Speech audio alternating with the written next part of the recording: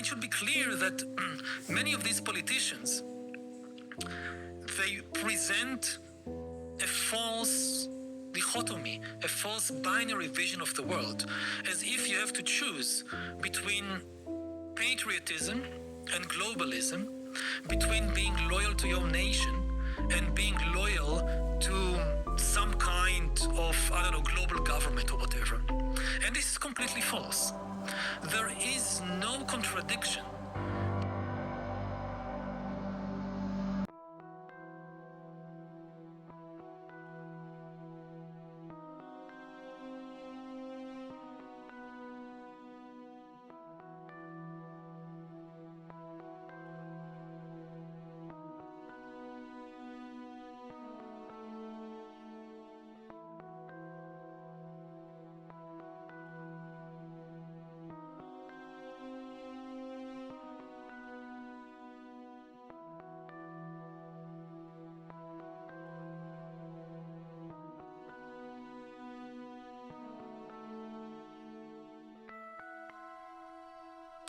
No jail or prison is expected to be a five-star hotel. We know that. But it's not supposed to be a house of horrors either.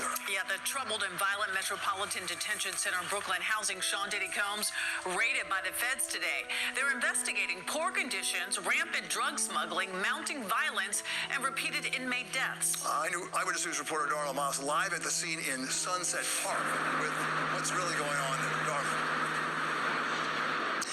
Well, Bill, the Bureau of Prisons will only say this is an interagency operation to maintain a safe environment, but sources tell ABC News that inmates are not the target, and attorneys who've been seeing clients here for years say the timing is very curious.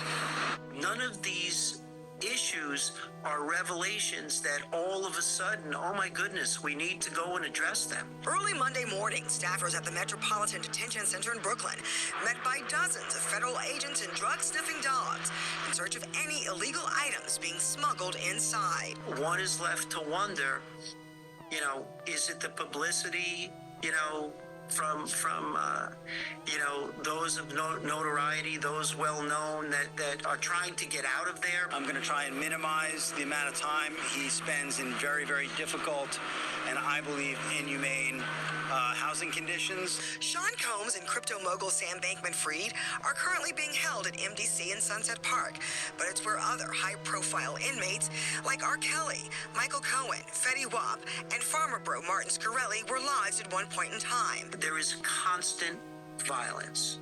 I have with me right now memo after memo after memo as to lockdowns.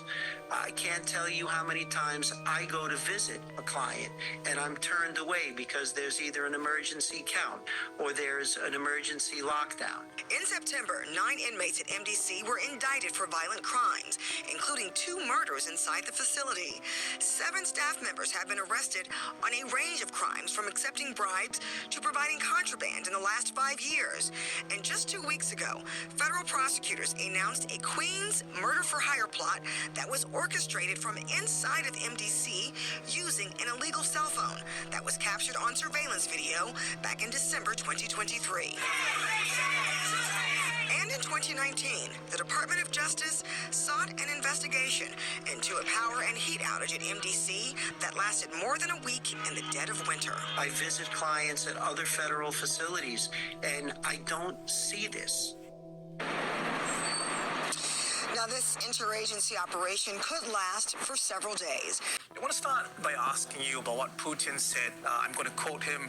Everyone at Kazan shares similar aspirations and values and a vision of a new democratic world order. Now that, if I read between the lines, would suggest a new world order. The commonality here is that they would like to see a global governance system that is more equitable, in which the global south has more say and receives a greater share of the benefits. And Russia and China are attempting to say that they are leading the charge for that more just international order. What we're witnessing here is the beginning of a different kind of international order. President Harris said today in her post, in her speech, He said that President Trump was going to turn the U.S. military against the American public and use the public to promote his agenda. How many of you think that is true?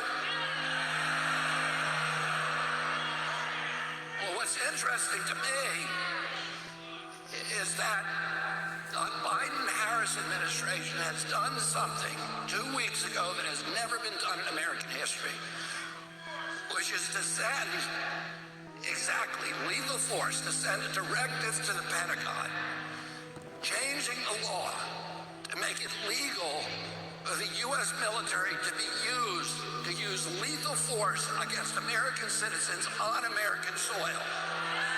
For the U.S. military to use lethal force against American citizens on American soil. Yeah, wow, this is a very interesting time to look to the stars, my friend. Hanging over the meeting, a shocking new report that details a catastrophic decline in wildlife. Populations are plummeting. The organization's Living Planets report has revealed that global wildlife numbers have shrunk by an average of 73% in the last 50 years. Onto China, coastal cities like Panjin and Yingkou in Liaoning province and Tangshan in Hebei province were deluged as a result of high tides, flooding homes and vehicles in the area since the start of this week, and things kept getting worse. This unforeseen extreme weather event left much of the East Coast underwater as experts looked for answers. What experts say is that in the absence of obvious wind and waves, a sudden increase in water levels over such a large area has never been recorded either domestically or internationally. And what was different, basically, was that the event was strong and sustained, with water levels staying about 1 meter above normal for more than 20 hours, with several tide gauge stations in Liaoning reporting record-breaking levels. But the impact was also felt in many other parts of the country. Reverse flows of seawater surged down the coast of the Yellow Sea in Jiangsu province, as well as the East China Sea coast in southeastern Fujian province. According to an expert from the Ministry of Natural Resources, the unusual rise in water levels was due to mainly a combination of storm surge oscillations. 现在赶紧的啊！屋里全进水了，呜呜的上的水。你看这车，都灌了啊！20多都灌了。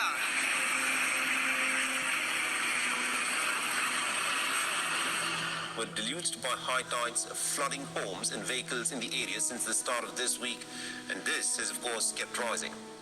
Now, this unforeseen extreme weather event left much of the east coast underwater, as experts are looking for answers. The oscillation started in Bohai Bay on October 19, propagating southward to Shandong, and then rebounding back to Liaoning, where it met the high tide, leading to a seawater backflow phenomenon. And this serves as a reminder to us in the context of global climate anomalies. Extreme weather events may arrive quietly without any warning, and that we need more research on new kinds of natural disasters. All right, just giving you the latest on that Israel attack on Iran. It was the largest such attack on Israel's part in history ever. I've never seen anything like it.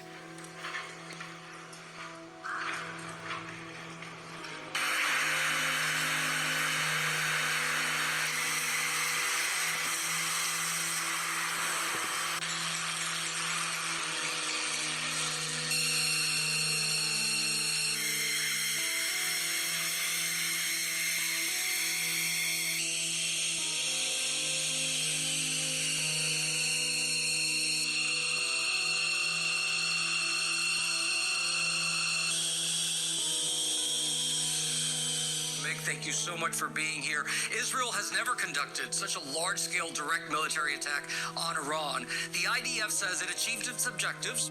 For the Israeli Air Force to travel over 1,000 kilometers to operate with effective impunity for a few hours over Iranian airspace, to have complete air superiority and dominance over Iran, to target and take out the specific military sites they intended to, and then to return essentially unscathed is, again, unprecedented. And Morgan, it happened Saturday night local, but it was Friday night here. We all learned about it.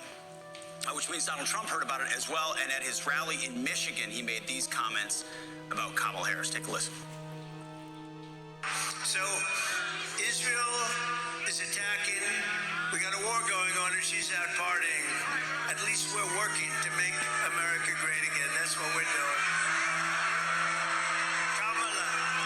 Kamala, he's the worst president in the history of our country. She's the worst vice president in the history of our country. از 6 سالگی آرزو داشتم که اسرائیل رو نابود کنم. آره این بزرگترین آرزوی من بوده از کودکی. یعنی این همیشه بام بوده. استراتژی انقلاب اسلامی هم محو و نابودی رژیم جعلی صهیونیستی و انشالله تو این راه به شهادت. With that, Iran has also confirmed that Brigadier General Abbas Nilforasan, Deputy Commander of the Revolutionary Guard for Operations, was killed in the Israeli airstrikes in Beirut on Friday. This comes in as a huge victory for the Israeli Defense Forces. He was killed alongside Hezbollah leader Hassan Nasrallah in an attack. A minute of silence was observed to pay homage to Nasrallah. But as soon as it was over, vitriol ensued.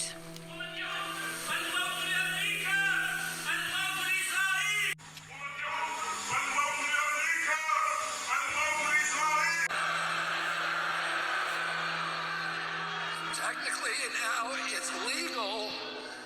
The U.S. military, under this directive, it will become legal for the U.S. military to shoot and kill Americans who engage in political protest because they disagree with policies in the White House.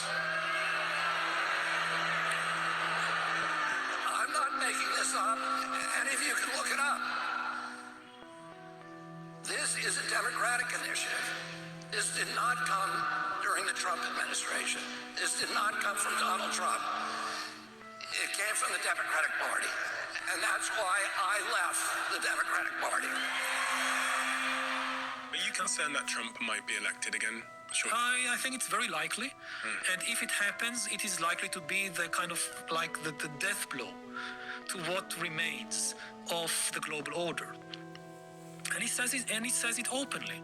Now again, it should be clear that many of these politicians, they present a false dichotomy, a false binary vision of the world, as if you have to choose between patriotism and globalism, between being loyal to your nation and being loyal to some kind of, global government or whatever.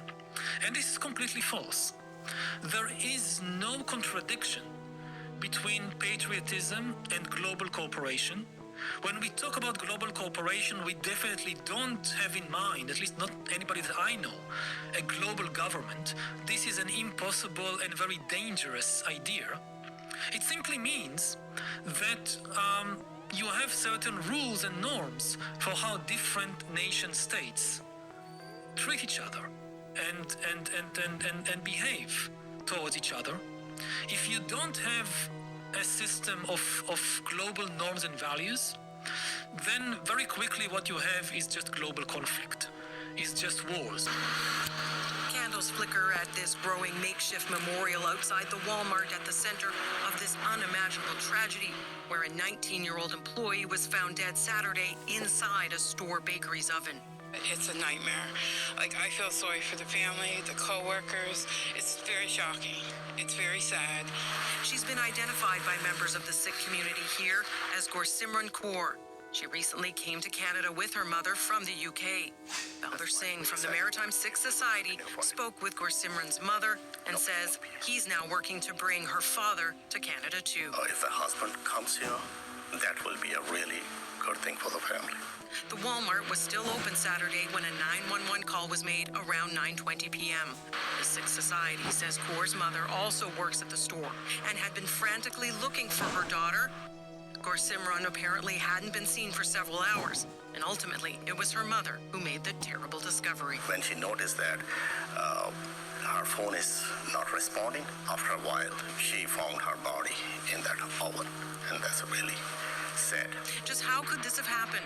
Police have only confirmed the young woman was in a walk-in bakery oven, the kind often used in large grocery and retail stores. Police are calling this a very complex investigation and are also warning members of the public not to share speculation on social media. Just be patient with our investigation and let us do our job. The story now making headlines around the world and on social media. Fundraising for the family has surpassed its goal in less than 24 hours. Walmart says employees are receiving psychological support, and those who'd been scheduled to work are getting paid while the store remains closed. Saying, like many learning about this terrible story, doesn't know how Kor's mother will ever recover. From the grassy fields of the Serengeti to the urban jungles of the San Francisco Bay Area, creatures big and small across the globe are under threat. New numbers show how wildlife populations have plunged 73% in just half a century. That means in just my lifetime, 50 years, we've seen a decline of 73% in the average size of these wildlife populations. According to the charity the WWF, the loss of natural spaces globally over the last 50 years has caused wildlife populations from the poles to the tropics to shrink by an average of 73%. This isn't just a sad story about the loss of wildlife. This has profound consequences for you and I. We know with having lost so many wild places that this is putting many ecosystems really on the brink. And many of them, from the Amazon through to our coral reef system, are really on the edge of very dangerous tipping points. Last year, tropical rainforest was destroyed at a rate of 10 football pitches a minute, often for agriculture. Losing swathes of forest here changes patterns of rainfall, causing droughts that actually make it harder to grow food. Intact tropical forest supports a vast array of wildlife, but it also helps fight climate change. So wild spaces aren't just homes for wildlife, scientists say. They're the planet's life support system.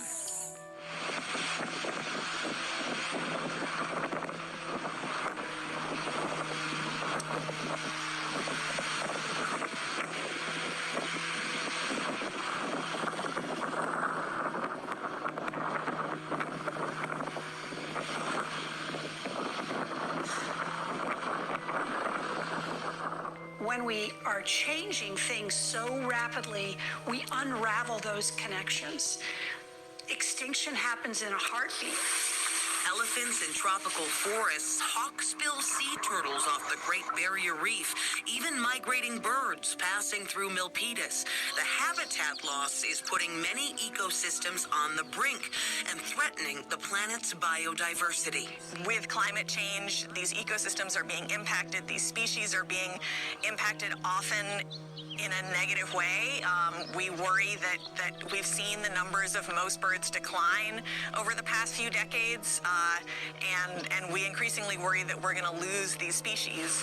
In California, the number of winter-run Chinook salmon dropped 88% since 1970. Conservationists say protecting the planet's wildlife is an urgent wake-up call no one should ignore.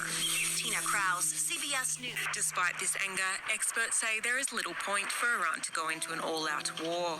There is no point because there's clearly a disproportion of force, and above all, in the event of war between Israel and Iran, the United States will be forced to re-engage. A war the international community wishes to avoid. I love the way you laid out how things were under Trump with regard to this situation, and that we're basically now sitting on a Tinder box. I think it's also interesting that, as Kamala Harris in her last weeks is saying Trump is Hitler, in the last weeks I'm hearing more and more from Trump and his team, including RFK Jr., saying if you don't want World War III, you should vote for Donald Trump. And making this distinction between a party that is for war and a party that seeks peace. Right, Rachel. Think about what Trump did for Israel. Moved the capital to Jerusalem, has been a staunch supporter of the Israeli people, has called for peace throughout the region, and put money where the mouth is with the Abraham Accords and sending the diplomats over there and bridging this centuries-old hate and building economic ties between between significant Islamic countries.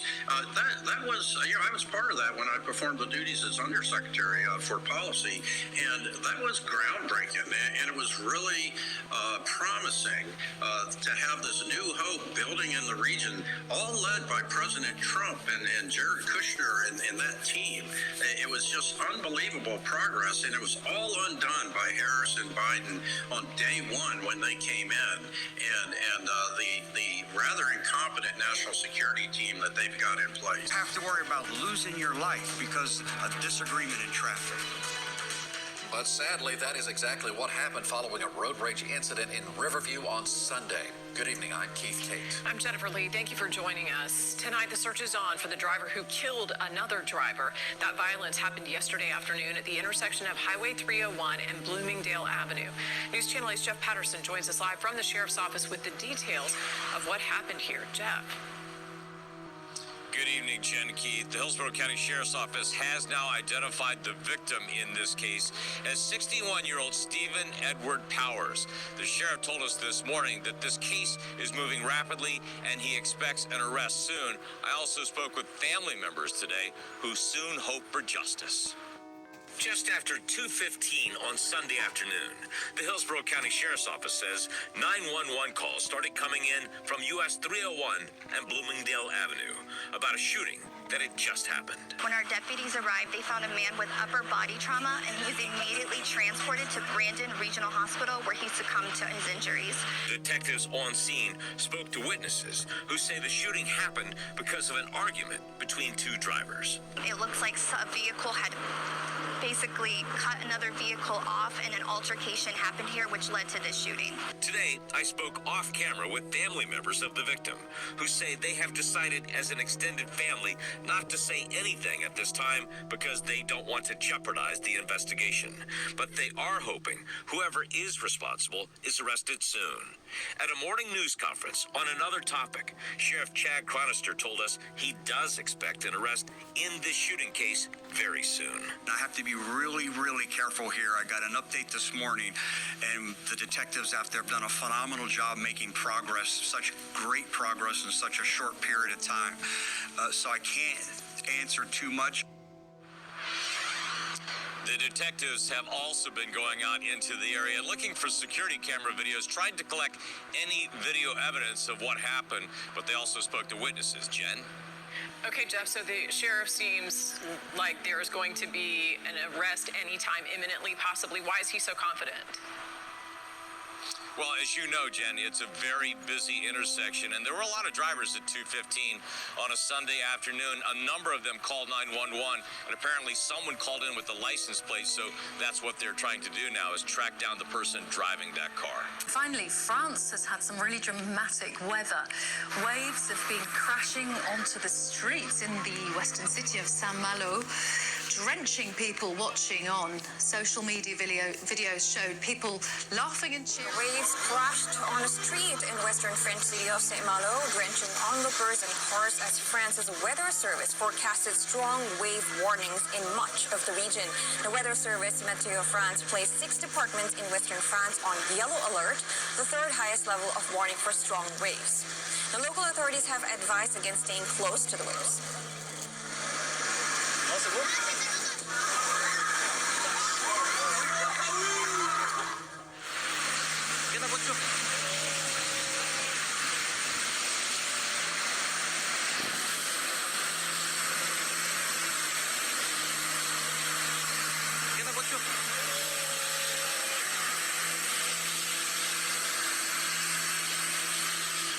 Rivers burst their banks, roads and railway tracks were covered with muddy water.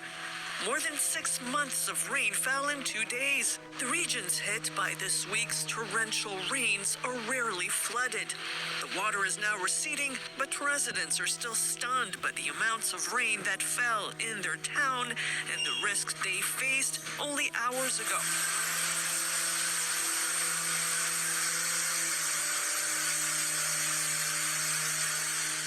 Moving on, global warming is leading to extreme climate events. It's code red for humanity. Extreme weather events are creating havoc.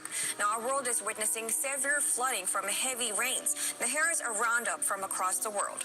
The floodwaters gushed down the street in a town in New Mexico after heavy rainfall. A street in Roswell turned into a river after torrential rains pummeled eastern New Mexico overnight. According to the New Mexico National Guard, quoted by the U.S. media, one person died and hundreds were rescued. A flash flood warning for New Mexico was issued on Sunday by the National Weather Service. We have a bigger problem, in my opinion, with the enemy from within, and it drives them crazy when I use that term. But we have an enemy from within. We have people that are really bad people that I really think want to make this country unsuccessful. When you look at what's happening at our border, Joe, when you have people coming in that when other countries are allowed to empty their prisons into our country with murderers, we had 13,099 murderers dropped in our country over the last 3 years.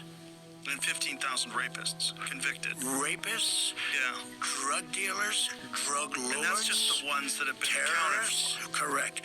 People from mental institutions. What do you think the strategy is? Hundreds of thousands of major criminals, tougher and worse than anybody we have. We're seeing the consequences of it in San Antonio. They've taken over apartment buildings. In Aurora, Colorado, they've taken over apartment buildings. These Venezuelan gangs. Just the beginning.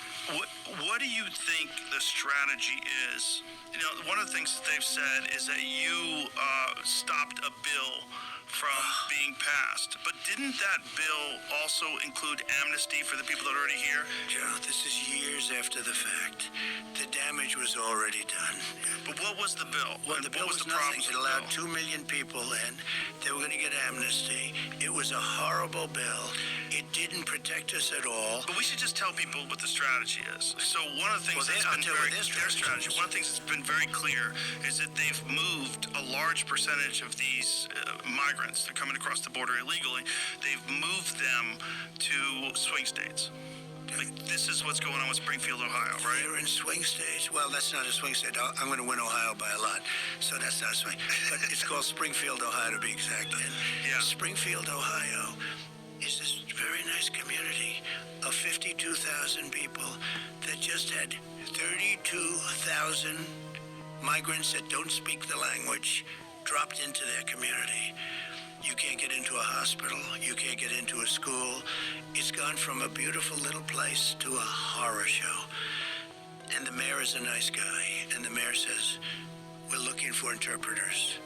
I said, no, you've got to remove them and bring them back to their country. Mostly Haitians in this case. But they speak no language. They speak no English. In fact, even the language they do speak, they can't get interpreters, they can't do anything. And the mayor's trying to be politically correct. They're all trying to be. In Aurora, Colorado, you have the worst, probably the worst gang. MS-13 might even be, those two are the worst gangs. These are Venezuela gangs. They have taken over apartment complexes, and they're going to want to take over the whole thing. And you have a weak governor, pathetic governor, who's a radical left Democrat. He doesn't know what the hell to do. But you have it in many other communities, but they don't like to talk about it because it's bad for the community to talk about it. These people have been let in here by this imbecile. She's a low IQ person. Low IQ. Right, but it's obviously not just her. There's a strategy that's involved in letting these people in. She was in charge of the border. Well, she's in charge of the border, but they utilize that app.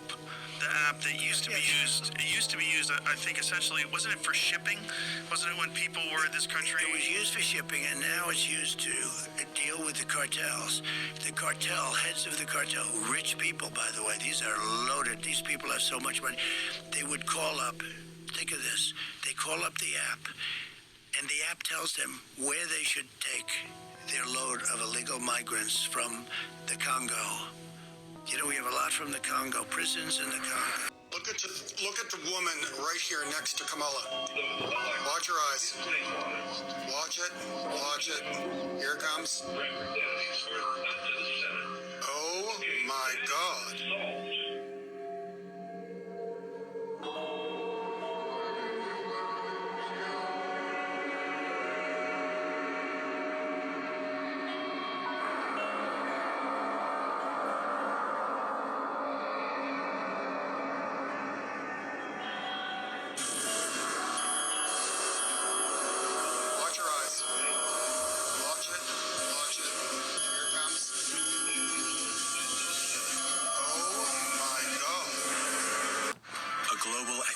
reset and a global digitation project that aims to merge the physical and the biological.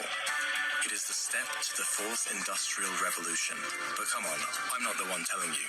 The one who came up with this whole story is telling you. What the fourth industrial revolution will lead to is a fusion of our physical, our digital, and our biological identities.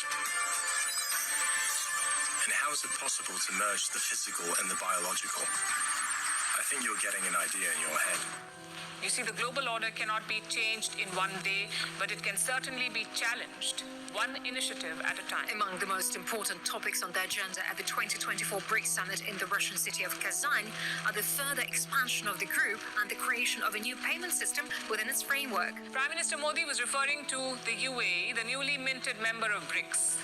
This year, UPI was introduced in Dubai. UPI stands for Unified Payment System.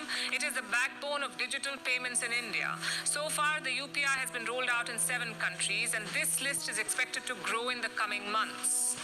Over 30 countries have shown interest in adopting this Indian system. So should the BRICS consider using it too?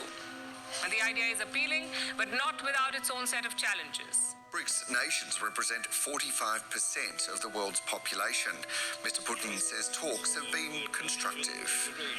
The discussions once again demonstrated that the states of the association share the universal values of peace, justice, and equality, and work together for the prosperity and well-being of our countries and peoples. The BRICS states stand in solidarity for the intensification of cooperation on the world stage, based on the key principles of the Charter of the United Nations. Together, they strive to contribute in every possible way to the formation of just a multipolar world order. A man was found dead beneath a tree in North Carolina with a rope around his neck, and now an investigation is underway into what exactly happened. The family frustrated because there are so many unanswered questions this morning. Destiny Patterson now with the story. 21-year-old Jvon McGee stopped through Vance County as part of his job as a truck driver. It's a long way from where he lived in Illinois. Deputies found him dead Wednesday under a tree with a rope wrapped around his neck. We have a lot of questions. Not enough answers. Candace Matthews identifies herself as a spokesperson for his family. She says law enforcement initially told them McGee died by suicide. This young man has not had no indication of no type of suicidal ideation. He doesn't have a history of mental illness. At no point in time that we have said this was a suicide. Vance County Sheriff Curtis Brame says they're still investigating McGee's death. McGee's family does not believe he took his own life. But how can we rule out a hate crime at this point? Look at me and who I am. If I thought that anyone, regardless of their race, was lynched in Vance County, I would have it all over national news. When we got there, he was sitting with his back up against the tree on the ground. It's something common we would say, and we would call a jail suicide or homicide, where a person does not have enough height to hang or dangle. McGee's family says they were told surveillance footage showed McGee buying a rope from Walmart. The sheriff says they're still looking into that. He says the medical examiner's office will officially determine the cause of death. Mom and stepdad and dad has not even seen his body yet. Sheriff Brame says the family could not view the body in person due to distance. We want to see everything. We want full transparency. An autopsy was scheduled to be performed back on Friday, and according to WRAL-TV, because McGee's cause of death is unknown, police have not identified any potential suspects. The investigation is still ongoing. Where do you see this going? If Iran plans, and I'm just taking from their foreign minister that is looking at some calculated response. To your point, Israel was responding to that missile attack back on October 1st, but this is what I see happening, a new pattern here, where it never ends, because there's a response to the response, and then a response to that response, unending. And I think that's the whole point, right? I think if we have an election that's coming up that goes one way, we're going to continue to see a never-ending series of wars in the Middle East, in Europe, in Asia. That's what we've seen. It just continues to escalate and doesn't really, it never ends. Or it goes another way, and perhaps it does come to an end because we start to dry up the money that's financing these wars, and we stop to supply money into them. And look at things like artificial intelligence. Exactly. And robots. Look at things like gene editing. Exactly. Opening a whole new horizon for medical science. And you see, the difference of this fourth industrial revolution is it doesn't change what you are doing. It changes you. If you take genetic editing, just as an example, it's you who are changed, and of course this has a big impact on your identity. Yeah. And it offers certain kinds of possibilities that have to be careful about. When you began to do that kind of gene editing, some people worry that you are changing what it means to be human. That's the problem. Of course, the new industrial revolution offers us many opportunities, but it raises manifold questions on the ethical, but even legal implications, and we have to be prepared for it. Back with a new study that has some scientists raising concerns about our environmental health and its impacts on the human body. Over the years, microplastics, a word you probably started to hear more, they've been found in almost every organ in the body, as well as in the bloodstream. But now, for what seems to be the first time, these microscopic pollutants have been found in tissue in the human brain. NBC News medical contributor Dr. Natalie Azar is here to explain what this new research means. This is one of those ones where you're like, I'm worried about it, don't think I can do anything about it, but you're going to tell me if I can. So let's first start with the information. It's a new study. It found microplastics in the olfactory bulb of multiple people, I understand, during autopsies. This is responsible, you kind of might remember this from bio or whatever, wherever you learn this. It processes information, smell, things like that. According to the study, does that mean we're breathing in these what could this mean? Well, so experts are saying that this is a very reasonable concept, that the nose would be a portal of entry to the brain. As you pointed out in intro, there has been many of reports now that microplastics found in kidney tissue, liver tissue, placental tissue. There was an article in the spring that showed that people who had microplastics in the carotid artery, that could increase the risk of heart attack and stroke. So what they are surmising here is that if you have inflammation in nasal passages, the microplastics, it's easier for them to get in. The olfactory bulb, if you Google it, it sits right here at the top of the nose, and it's basically a conduit to the brain. But now we're taking it one step beyond what the information showed. It showed that it was in the olfactory bulb. I think the next step would have been to do autopsy on the brain tissue itself to see if there are microplastics there.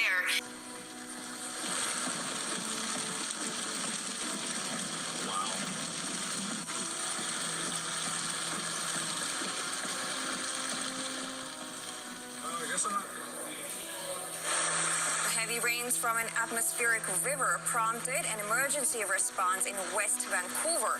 Roads have been covered in muddy water with debris flowing down various streets. The North Shore Emergency Management altered the population that rainfall would continue. They have alerted them and urged people to avoid trails, forested areas, and steep slopes. According to local media, Environment Canada forecasts up to 150 millimeters of rain near Vancouver Island's coast and up to 250 millimeters in mountainous areas.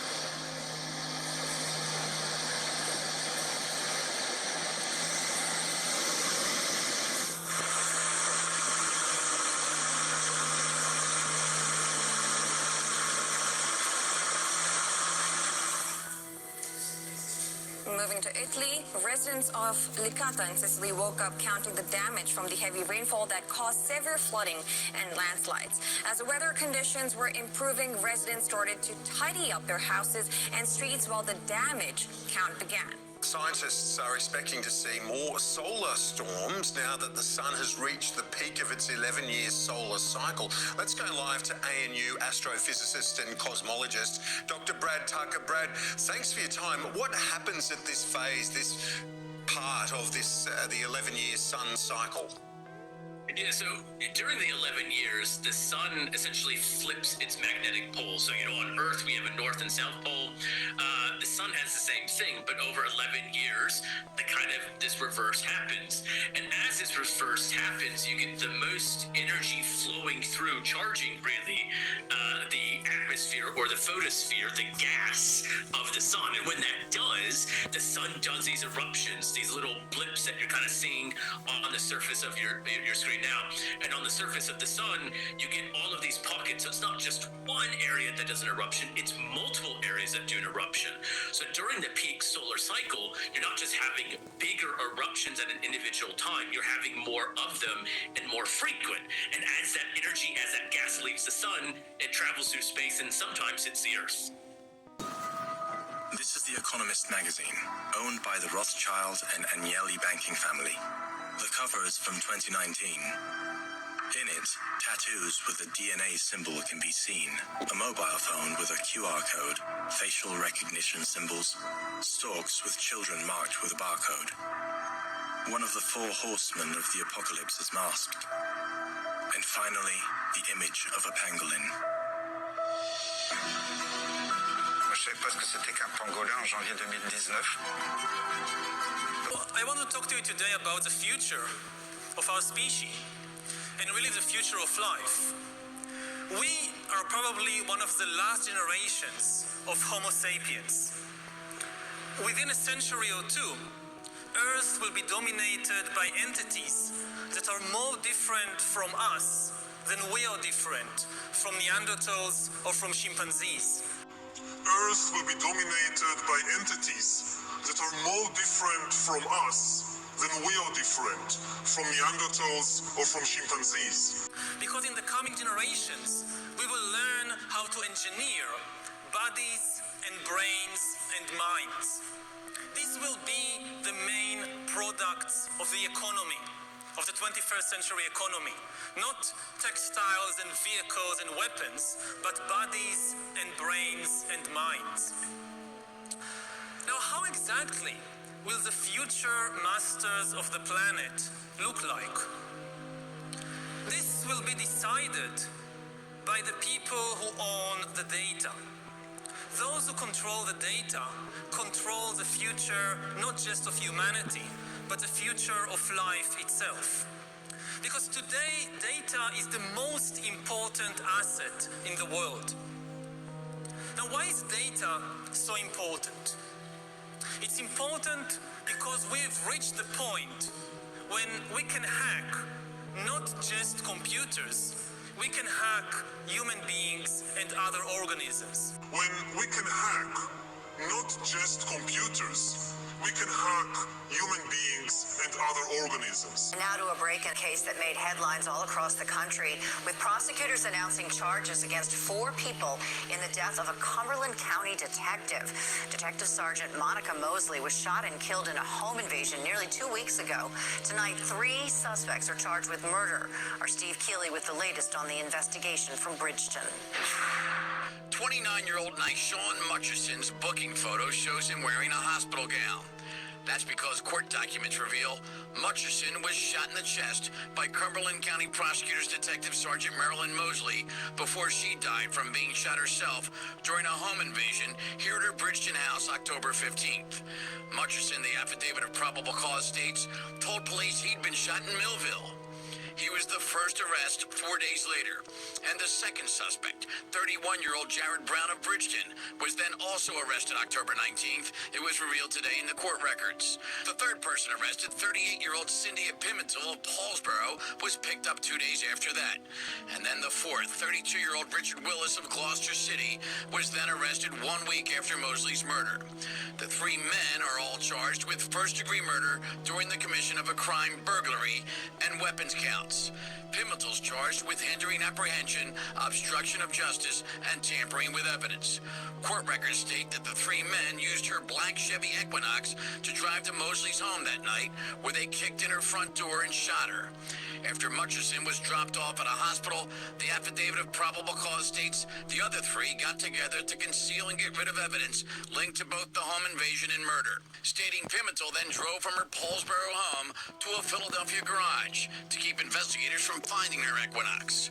And so now, less than 2 weeks after the murder, swift action by investigators using modern-day ballistics forensics, smartphone data to DNA, all brought Monica Mosley's family, friends, and colleagues what prosecutor Jeff Sutherland calls a significant step toward justice for them, ensuring, he says, that those responsible for this horrific act are held accountable as our hearts remain with Detective Mosley's loved ones and colleagues during this incredibly difficult time. It's our strategy. We can do what we want with it, and either we're going to work to stabilize things or we're going to continue to have chaos like we do today.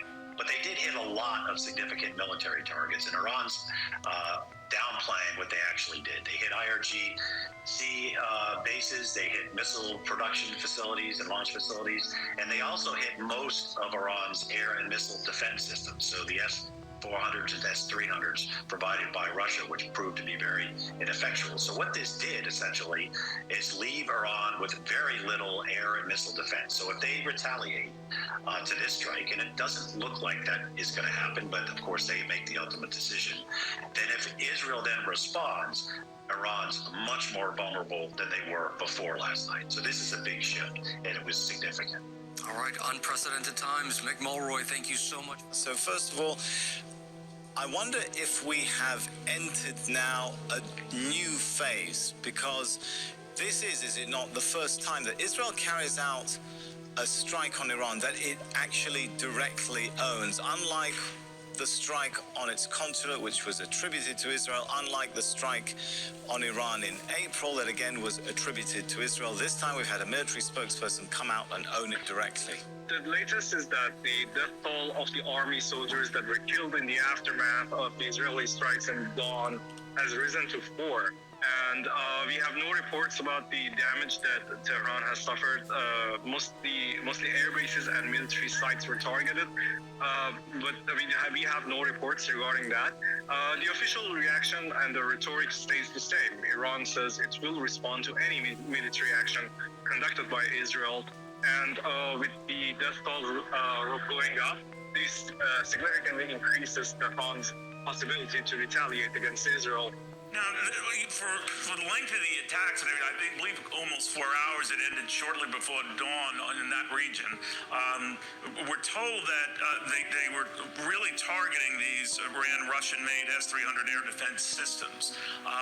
But to your point, General, not going after key military and or nuclear sites, Donald Trump had said that would be a mistake. What do you think?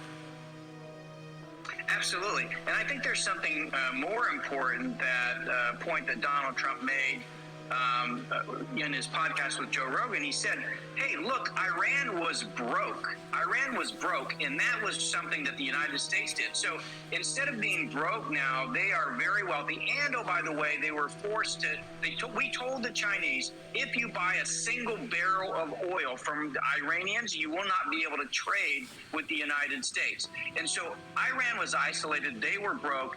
And then the Biden administration came in and turned it all off. So, in addition to the things that I just noted, we've created the problem that Israel has to now go solve.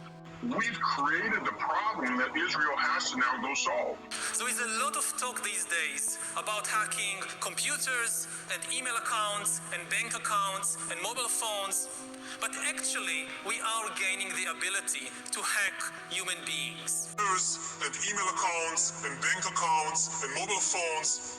But actually, we are gaining the ability to hack human beings. To hack human beings.